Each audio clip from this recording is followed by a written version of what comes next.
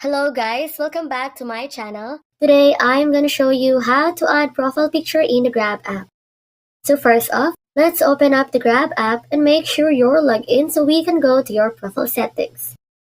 And then once you're on the home screen, you can see here the activities, the messages, but then go on the profile icon or the account icon down in the bottom right corner.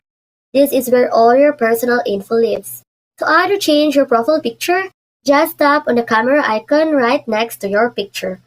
And then here guys, you've got a couple of options here. You can take a new photo right now or choose one from your gallery. And if you've already got a nice selfie or a cool picture, just select it from your gallery.